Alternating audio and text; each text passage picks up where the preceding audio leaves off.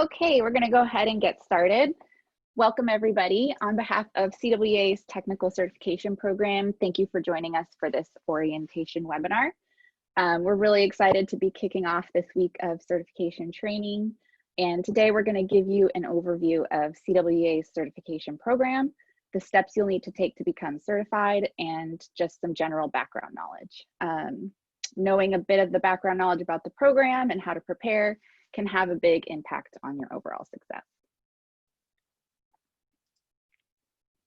So your presenters today are myself, Nora Duffy. I'm the Director of Certification on CWEA staff. And we also have Lydia Guerra. She's the Certification Project Manager also on staff. So our objectives today are that by the end of this webinar, you'll understand some basic things. The application process, how to build a study plan, what to expect on test day, and also how to maintain your certification once you earn it. We'll make sure to leave plenty of time at the end for individual questions, and also feel free to type your questions throughout into the chat, into the Q&A box, and we'll respond there as well. You're going to be diving deeper into the content covered on your individual exam in the technical preparation webinars later this week. This webinar is meant to help you get the most out of those sessions, be able to come prepared, and then answer any questions you may have about the certification process or program policies. So what exactly is professional certification? It's a voluntary process where you're evaluated against predetermined standards for knowledge, skills, and abilities to perform a job. So when you become certified, it means that CWEA attests that you possess the basic competency in your field that's required to perform the essential duties of your job safely and effectively. So why is all of that important? It has benefits for your employer. So it provides employers with documentation that their employees have demonstrated a certain level of job-related knowledge. It provides a level of assurance that employees have safe work practices. It gives evidence for the public that the agency is staffed with competent employees. And all of this can help increase the overall competitive position of an employer. But more importantly, what are the benefits for you as the cert holder? So the certification shows that you've made a commitment to lifelong learning. You have proof that you've demonstrated competency and met the predetermined standards for your field. It can increase your earning potential. Many agencies offer financial incentives for holding certification. It can give you an edge for a possible promotion. And it can increase your mobility because you are the cert holder. So you can take that with you to other jobs as well. So that was just a little introduction. And now I'm going to hand it over to Lydia, who's going to walk you through the application process. Hi, everyone. I will be going over the specifics of the application process. The first step in submitting an application is to see which exam you qualify for based on your education and experience. This minimum qualifications chart is for the following vocations, mech tech, lab analyst, electrical instrumentation, and environmental compliance inspector. This chart gives minimum requirements to be approved for each grade level. You can find this chart on page 5 of the application and on our certification website. There's no experience required to submit a grade 1, as you can see at the top of the chart. But for example, if you were interested in taking the grade 3 exam and currently hold a grade 2 certification in the same vocation, you would only need 4 full-time years of experience in that vocation. But if you didn't hold the grade 2 certification in that same vocation, you would need 6 full-time years of experience. Next, I will show the new minimum qualifications for CSM. So these are the minimum qualifications for the collections exam. Just like the other vocations, there are no requirements for the grade 1, and new applicants may apply for either the grade 1 or the grade 2, depending on the amount of experience that they have in the vocation.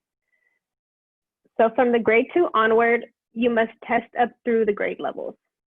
As soon as you successfully pass the exam, you are able to apply for the next grade level, provided you have years of experience. Now that you know what grade level you want to test for, it's time to fill out your application. So you could submit your application at any time. Be sure that you do not apply until you meet the minimum qualifications, or your application will not be approved. For example, if you submit your application and are short a few months, but will meet the requirements before the exam window starts, you will be rejected. You must meet all qualifying experience at the time you submit your application to CWEA. When submitting your application, be sure to include detailed descriptions of your job experiences. The more descriptive you are with your job duties, the more likely that your application will be approved. Submitting the job descriptions provided by your agency helps you save a lot of time by not having to list all of those duties on your application. And you could usually find these job descriptions online or through your HR department. And if you are applying for a grade 2 or higher, be sure to have your current supervisor sign the application and make sure that you sign your name on the last page of the application. Include any supporting documents with your application, such as a copy of your degree or transcript. And if you plan to test for multiple certifications, please submit one application for vocation. So don't check off 2 of the boxes on the application part if you do want to apply for 2 certifications. Be sure to select your exam window, which is located at the top of the application. And let's take a closer look at those 4 exam windows. So although we do accept applications on a rolling basis, you must submit your application by the application deadline for the window you want to test in. These are 4 deadlines on the right-hand side. Although this is advanced for next year, our next deadline is May 31st for the summer window for July 1st to September 30th of 2020. So if you're looking to test in that window, make sure you submit your application by May 31st. We do not accept any application once the deadline has passed. And pick a test window that fits with your schedule, but don't worry if something changes or you need more time to prepare. You do have the option to transfer once your application has been approved. This is the approval notification email that you will receive once your application has been reviewed and approved. This email contains steps on how to schedule your appointment. This email will also include your CWEA ID number, and you will need this number when scheduling your appointment with Pearson VUE. Be sure to read through this approval notification carefully. It does contain a lot of important information, such as how to transfer from your current testing window, what pre-approved calculators that you can bring with you to the test center. And the easiest way to schedule your appointment is online. Oh, sorry. So this is a Pearson VUE website. You could create an account if you do not already have one. This is how you will schedule your appointment online. You will need your CWEA ID from the approval notification email that I just showed. And then once you are logged into your account, you can schedule, reschedule, and cancel your appointment. You will only be able to schedule your appointment in the approved exam window. So for example, if you applied for the July to September window, you could only schedule your appointment in July, August, September. If you do want to push it out a little further than that, you could go ahead and notify us and request a transfer, and we'll get you transferred over. So Pearson VUE has many test centers located throughout the US and the state of California. So Pearson VUE will automatically generate the nearest test center to you using the address listed on your application. If you would like to find a test center in a different location, you'll be able to do so by using the search bar. And be sure to book your appointment as soon as you receive your approval notification, because appointments do book up fast, especially if you want to test within the first few weeks or the last week of an exam window. Once your appointment has been scheduled, you'll receive an email confirmation from Pearson VUE. If you do not receive this confirmation, there might be an issue with your email, or more than likely your appointment wasn't scheduled correctly. So you might want to, double check that your appointment was scheduled for the date you picked. There has been some updates with the COVID-19 and scheduling appointments. Some test centers are still closed due to COVID-19. However, we are seeing more test test centers open up each week. And test centers are implementing new health and safety guidelines. Be sure to know what your local county guidelines are and check with the test center to know if you will be required to wear a mask or comply with other health and safety measures. It can differ county to county. So now I'm going to hand it back over to Nora, and she's going to take you through how to prepare for an exam. Thank you. Okay, so developing a study plan. You're going to, as I mentioned, you're going to be diving into the content for your respective vocation in your individual prep sessions. But what this is a helpful orientation to the exam materials, where to find them for your exam, how to use them, as well as some tips for how to construct your own study plan using a self-assessment. So every vocation has certain knowledge, skills, and abilities that are necessary to perform the job. These are known as the KSAs of the exam. These are the predetermined standards that you're going to be assessed against. So it's good to be familiar with them at the outset of the process when you're crafting your study plan. So these KSAs are identified by subject matter experts in the field through a process called a job task analysis, which CWEA coordinates with our volunteer subject matter experts and our exam development psychometricians. And this process results in the exam content outline. So all of the questions on the exams are developed from these KSAs. So every question you see on the exam is going to be related to one of the KSAs provided in the exam content outline. So it's important to understand that the purpose of certification is to assess your current knowledge, skills, and abilities. So it's not to demonstrate mastery of a specific course or a class or a specific material, like an exam that you might take at the end of a class. That doesn't mean that you can't study to improve your chance of passing. It's just a slightly different approach to preparing for an exam than you may be familiar with from your past academic experience. So there is a document that CWEA provides. It is available for free download on the TCP website. And there is one document that corresponds to each exam. So that document gives a breakdown of the exam content, as well as all of the suggested reference materials. We are working on a process to update all of our exams. So some of the materials look a little different depending on the vocation that you're in. But it contains the same basic information. So those documents are available on the website as a free download.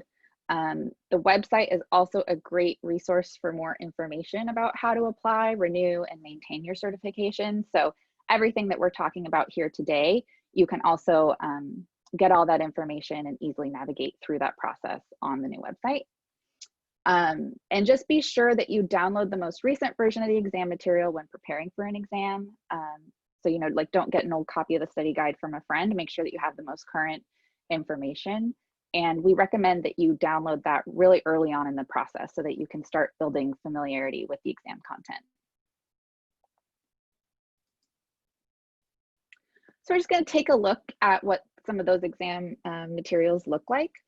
They'll look a little different depending on which exam you're taking, but they share the same basic components, which are the actual KSA itself, or the domain area that'll be highlighted at the beginning. And each of those areas has a weighting. So you can see up in the corner here, 5%. That represents how much of the exam content this KSA represents. And then depending on which exam you're taking, there will be a description, so a little bit more information about what that KSA means, or a list of subdomains and task and knowledge statements. So there'll be the KSA, or the domain area, at the beginning, and then some clarity on what exactly is covered in that area. And then there will be suggested reference materials as well. So the suggested reference materials are just a starting point. They're not the only source of knowledge for these KSA areas. So, you know, feel free to also branch out and use any other study materials that you think will help you master that content. So here's just another look at what it might look like if you're taking like the ECI or one of the newer collections exams. It's the same basic information, it's just presented a little bit differently.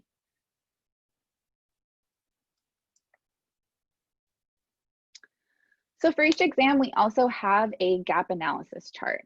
So this is a really useful tool to help you identify your strengths and your weaknesses. So it will list all of the KSAs for a specific exam, and then it leads you through a self-assessment based on how often you do those tasks. All the time, limited experience, or you never do it. This is really important, especially for those of you that have not yet taken the exam. So it allows the test taker to better focus their studies based on the results of the assessment. So be very honest when you do this. No one looks at it but you, but it'll help you sort of get an overall glance of the areas that you need to work on. So it helps you identify your knowledge gaps. So this is just an example. If you select, that you have limited experience in an area, then that's a probable gap in your knowledge. You'll want to brush up on that. And if you circled never do this, then you'll definitely want to make that a target area of your studying. Another important thing to consider after you've completed the assessment is whether or not you're signed up for the correct exam. So if you selected mostly limited experience and never do this, you may want to consider going down a grade level.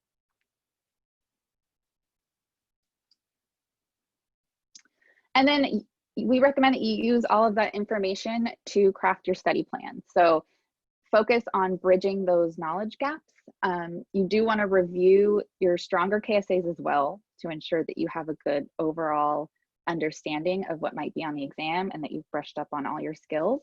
But you should be weighing heavily the areas that you identified as having less knowledge and experience. So we just recommend that this might be something that would be good to do before you head into your prep session later this week, so that you can have just an idea of where you stand in relation to the exam content.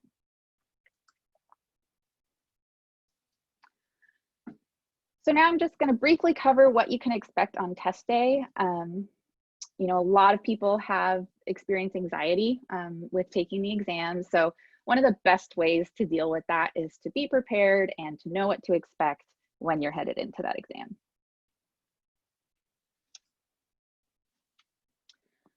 So firstly, you'll have 3 hours to complete the exam, plus an additional 15 minutes to work through a tutorial when you first get in there. So if you're worried about time, don't be. The average test taker finishes in around 2 hours, so we give you plenty of time. We're not testing you on how quickly you can complete the exam. Some people may have a disability that would mean that you need more time to take the exam. If that's the case for you, we can accommodate that.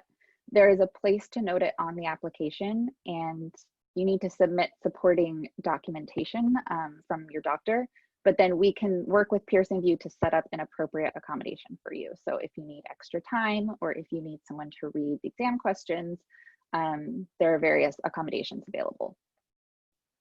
And each exam is roughly 100 questions. So keep that in mind when you're looking at those weighted areas. It can tell you roughly how many questions you can expect on the exam. This is the inside of a Pearson VUE test center. So not all of the test centers look the same, but it's the same basic setup where you'll have your station and a proctor supervising all the examinees. If you experience any technical difficulties of any kind or have any problems or complaints about the test center, it's really important that you notify the proctor immediately. You agreed to Pearson VUE's candidate policies before you take the exam, so I do recommend that you read through those. We also provide them on the application if you want to read them ahead of time, just so that you understand how to deal with any issues that might come up. It is rare, but if you experience any sort of technical difficulty, you must notify the proctor immediately. Otherwise, there's very little we can do after the fact.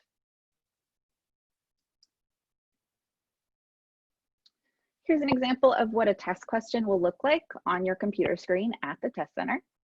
So I'll just take a moment to point out some of the features. You'll see the question here and all of your answer options.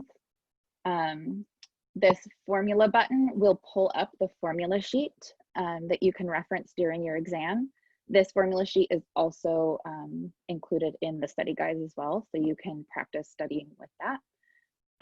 You will have 2 on-screen calculators available, which we'll look at in a moment. And then over here, you can flag for comment and you can flag for review.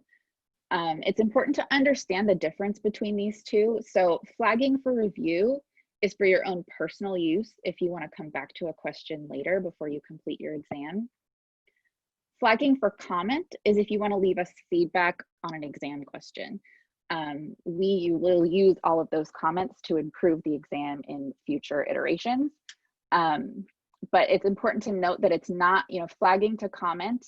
We are not going to respond to that. We're going to use that feedback, but you won't receive a response from CWEA about that. So if you want to appeal your exam, you need to review the appeal policy and submit the appropriate appeal form. And up here, it'll tell you how much time you have remaining and also which question you're on.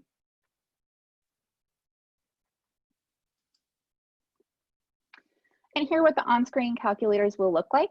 You have regular or scientific. If you'd prefer to bring in your own calculator, you can do so. Just make sure that you reference our allowable calculator chart because they will check that at the test center and they'll only allow the models that are on that list to be brought into the exam room.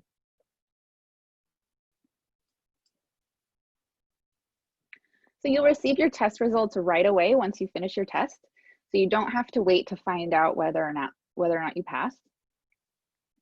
If the unthinkable happens and you did fail the exam, you want to pay really careful attention to your score report. That's going to break down your performance in each of those KSA areas.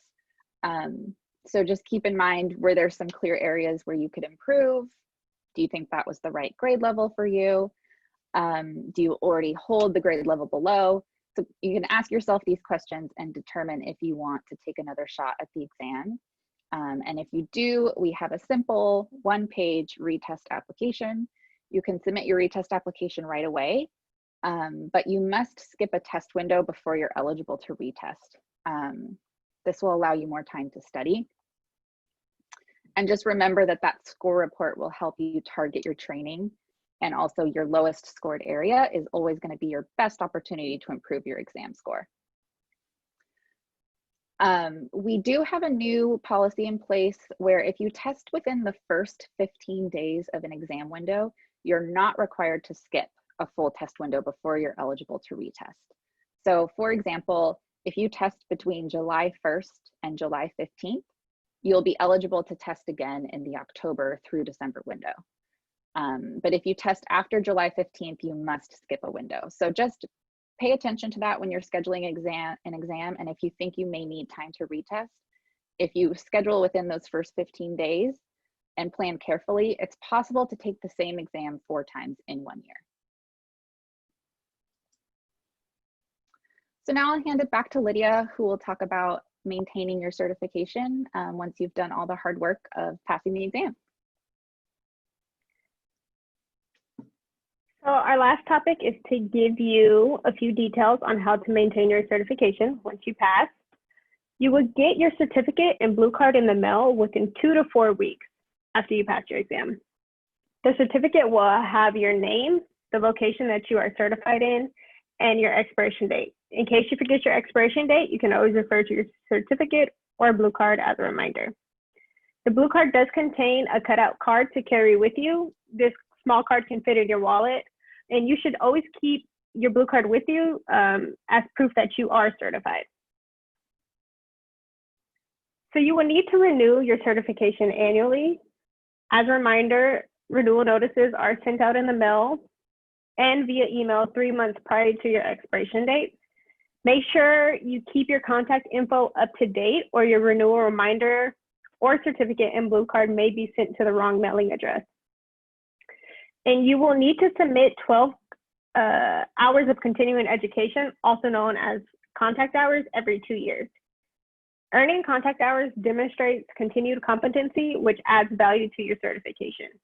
Keep in mind that you cannot start earning contact hours for your certification until after you pass your exam. Now you're probably wondering what even counts for contact hours. We accept any in-house training offered through your employer, such as tailgate safety meetings, CWEA educational events like our annual conference and online webinars, or any instructional activity related to your vocation with proper documentation. If you're unsure of what training or courses would be approved for contact hours, you can always give us a call. Lastly, this is our mycwea.org website. You can create an account at any time if you do not already have one.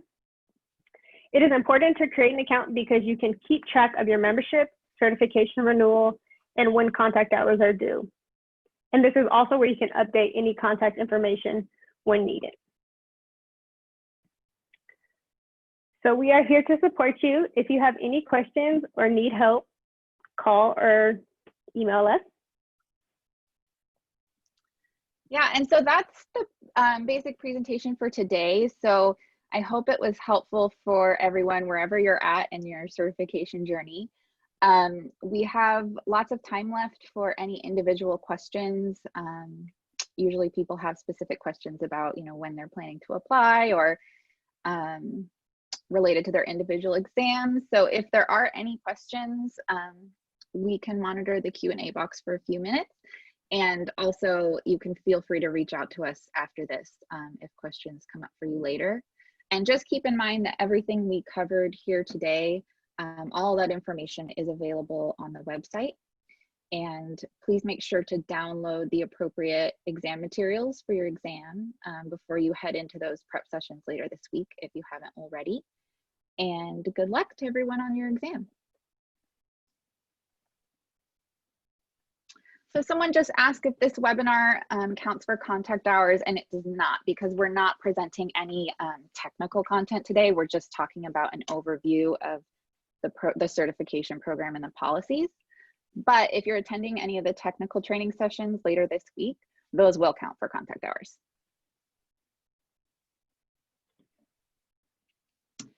And someone just asked if we can cover the difference between the different grade levels and how many grade levels there are. So let me just share my screen and we can go back to that.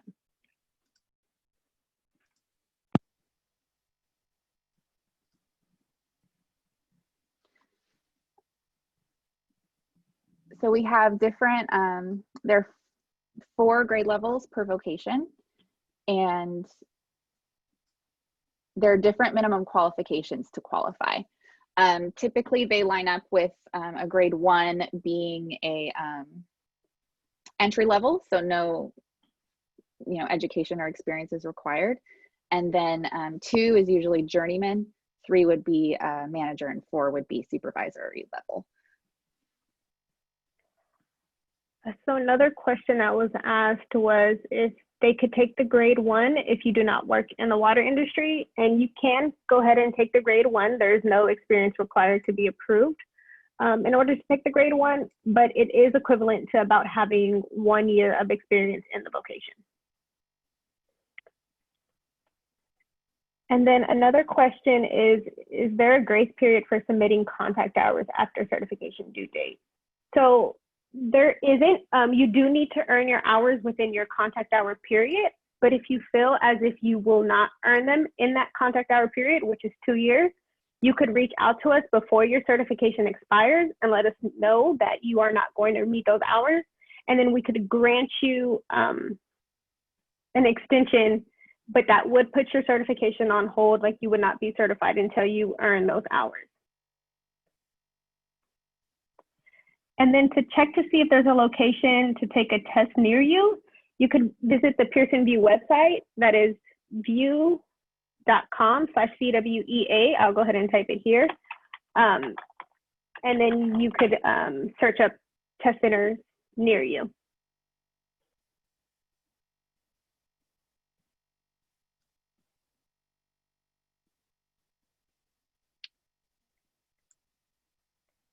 Someone asked, are these exams mainly for wastewater operators? These are not the wastewater operator exams. So if you're a wastewater operator, you have to be certified through the state of California. So you would need to go onto their website to find information about that. So there is often a lot of confusion about that, but the state of California and CWEA are two separate organizations.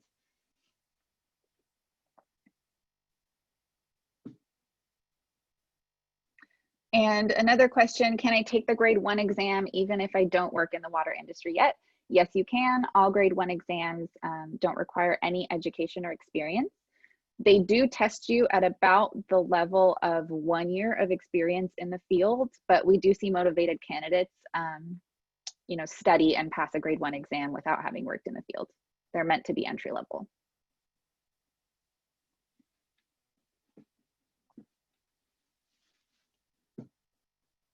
Taking a grade 1 exam and getting certified, would it help me get a job in the water industry? We don't have any hard data on that, but anecdotally, we hear that yes, it does. And also it will help you for specific job positions. Sometimes certification is required. So if it's required for the position, oftentimes they will hire you without it, but then you'll have a certain amount of time, you know, 6 months to a year to earn that certification. So it varies depending on where you're applying, but CWEA certifications are commonly either required or encouraged for various positions throughout the water industry or wastewater industry.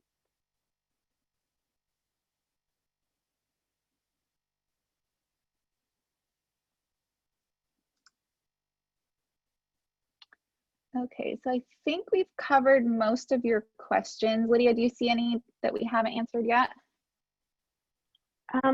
Another one is, did we cover the cost of the exam?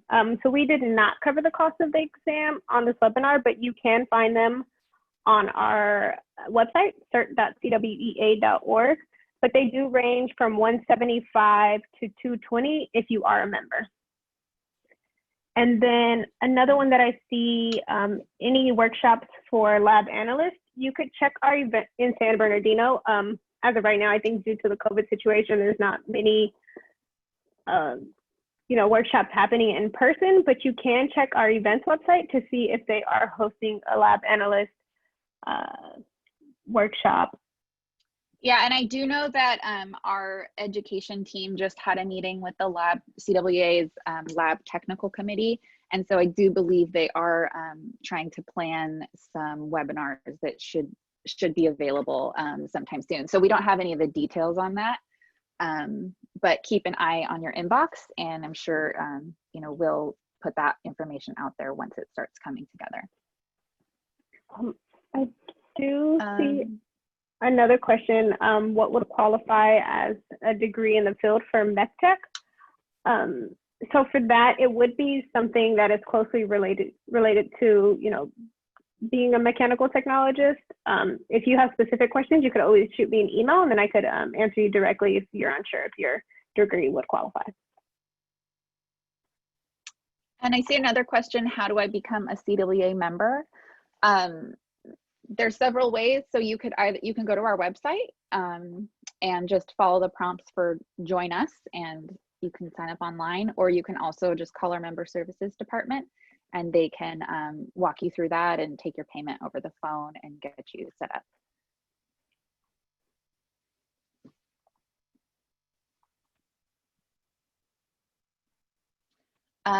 Another question, is it possible to get an internship through CWEA? We do not have any sort of specific internship services, but we do have a jobs board. And on that jobs board, there is a place for agencies to post wastewater internships. So definitely the jobs board is a great resource if you're trying to enter the field, just to see the types of jobs that are available and the qualifications that they're looking for, and also to look at some of those internships that are available.